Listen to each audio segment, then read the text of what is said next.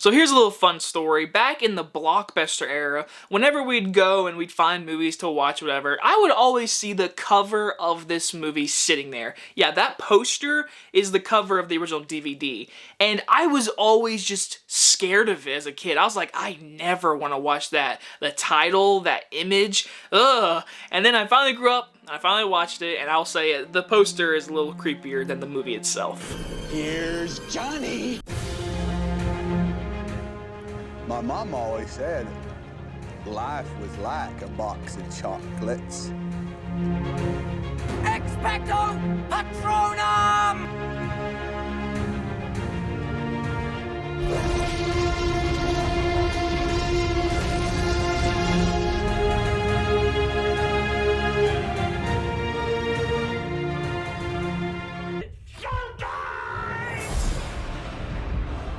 Please don't kill us.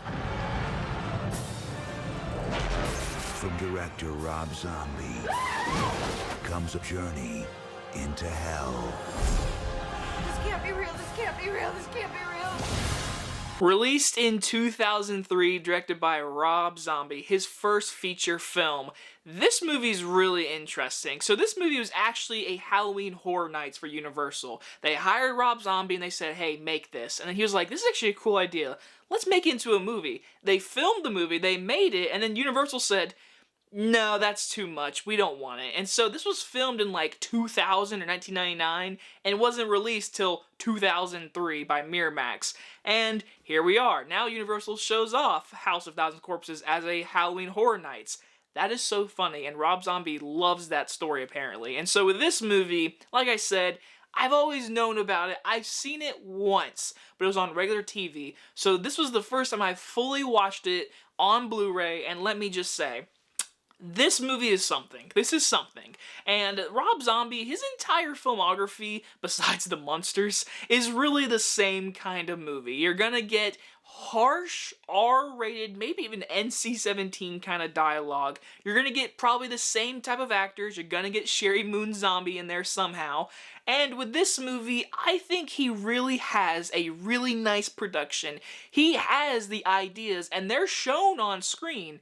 But I think in the end, this movie had such a potential to be better than it is, but obviously it did enough to become a cult classic, and a lot of people saw it, and so what's actually cool is, it's releasing in theaters today, October 8th, and I'm actually might go see it, but I watched it on Blu-ray because I wanted to film the review. So, obviously, it's its 20th anniversary and people still talk about the movie. So the biggest positives that I walk away with this movie is Sid Haig as Captain Spaulding.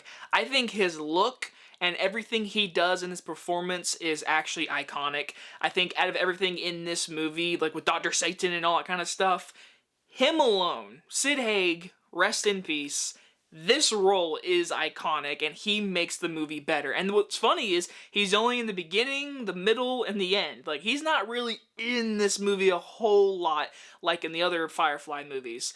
But in this one, it's really about the ride itself. It's about the House of a Thousand Corpses. Sheri Moon Zombie completely ripping off the hitchhiker from Texas Chainsaw, gets in the car with these people, and basically she takes him to his house, and the rest of the night is pretty much torture and kill these people.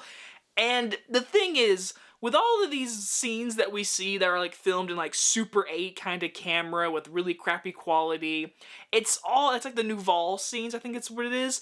Basically, these scenes feel like music videos.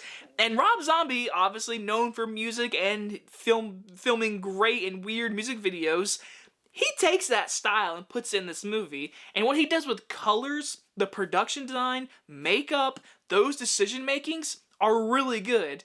But the Super 8 kind of stuff and those raggedy, just weird edits to transition into certain scenes, I think is a little bit too much in my personal opinion. But I know people who really like this style. I think Bill Moseley as Otis is very underrated in this movie. I think he's better in Devil's Rejects, but in this movie, he's really creepy. His eyes are creepy. He definitely gives off a vibe of, you're a psychopath. Bill Moseley, I mean, obviously Chop Top, he's a classic in the horror genre in itself. So in this movie, he just proves that he's a really good actor.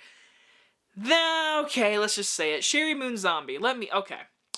I've seen her really good. I think she's actually pretty good in the Halloween remake, not the sequel. I don't like that one. But the Halloween first remake with Rob Zombie, I don't think she's that bad. The Salem's Lot movie, not Salem's Lot, Lords of Salem movie that she was in, that one wasn't bad for her. 31, it's kind of the same role as this, just a little bit. But this movie in particular, I'm not a big fan of her performance. I'm not a fan of her laugh. Shoo shoo, said the maiden. Oh my god, I think everyone agrees. Her laugh in this movie is really just like, like no one likes her laugh. But she's in the movie and she does the role that is a crazy psychopath who's bringing these people inside, and yeah, it's pretty much something. And then you get Chris Hardwick, Rainn Wilson, these two girls. They're just there for the body count, which the movie, I mean, there's no hope in this movie. There's only like, these people, they're going to die. I mean, spoiler alert, obviously it's been out for 20 years. Rainn Wilson gets killed and he is literally Fish Boy. He gets turned into a fish. He gets cut in half and put into a fish's body. And Chris Hardwick, Dr. Satan, goes to work on him. I mean, it's brutal. And Dr. Satan himself, what a cool design. What a really cool design. He's only in the movie for like 3 minutes.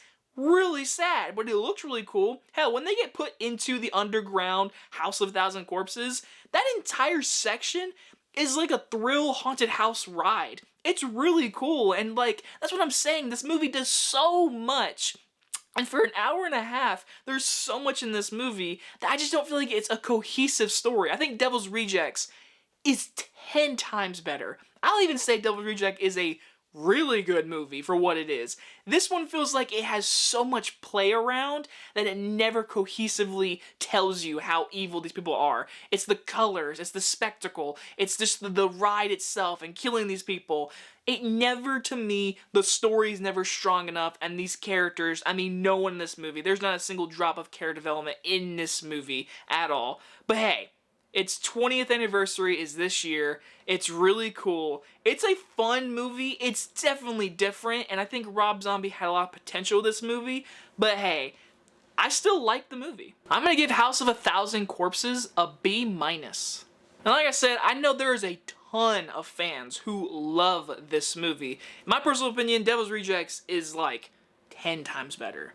Like, honestly, I like Devil's Rejects. Even though it's brutal and it's very hard, realistic horror movie, I like Devil's Rejects. But this movie's fun. This is a definitely fun movie. It's definitely a Rob Zombie movie. It's definitely Rob Zombie. So let me know, if did you go in theaters to see it tonight? I might go. I'm not really sure. But if you got to see it in theaters, let me know, how was that on the big screen? And if you guys enjoyed this Halloween review, and I'll see you on the next one. Bye, everybody.